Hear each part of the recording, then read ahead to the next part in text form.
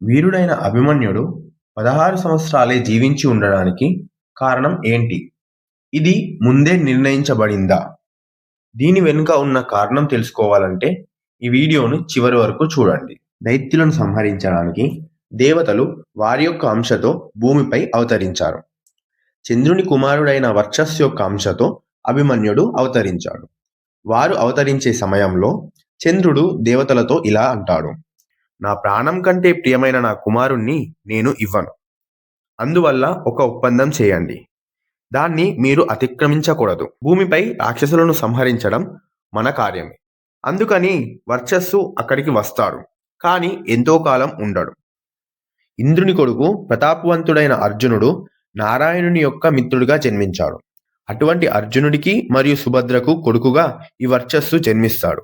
బాలుడుగానే మహారథునిగా గుర్తింపబడతాడు. 16 సంవత్సరాలు మాత్రమే అక్కడ ఉంటాడు. ఇతనికి 16 సంవత్సరాలు వచ్చేసరికి మహాసంగ్రామం జరుగుతుంది.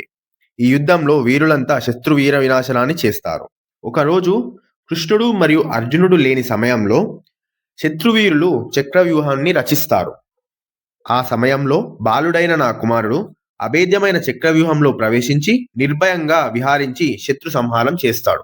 మహారథులైన వీరులతో యుద్ధం చేస్తూ పగలు సగం గడిచేసరికి 4వ వంతు శత్రువులను సంహరిస్తాడు. తర్వాత సాయంకాలానికి యుద్ధం చేస్తూ నన్ను చేరుకుంటాడు. అతనికి వంశకారకుడైన ఒక కుమారుడు కలుగుతాడు. అతడే నశించినటువంటి భారత వంశాన్ని మళ్ళీ ఉద్ధరిస్తాడు. చంద్రుని యొక్క ఈ మాటలు విని దేవతలు అంతా తదస్సు అంటారు. ఈ విధంగా చంద్రుని యొక్క కుమారుడైన వర్చస్సు యొక్క అంశతో అభిమన్యుడు జన్మిస్తాడు. మరియు అతనికి 16 సంవత్సరాలు ఉన్నప్పుడే చక్రవ్యూహంలోకి ప్రవేశించి శత్రువుల యొక్క నాశనం చేసి అతడు మరణిస్తాడు. ఒకవేళ ఈ వీడియో మీకు నచ్చినట్టయితే లైక్ చేసి మన ఛానల్ని సబ్స్క్రైబ్ చేసుకోండి. సో మనం నెక్స్ట్ వీడియోలో భీష్ముడు ఎందుకు జన్మించాడు, దాని వెనుక ఉన్న కారణం ఏంటి అనేది చూద్దాం. Thank you.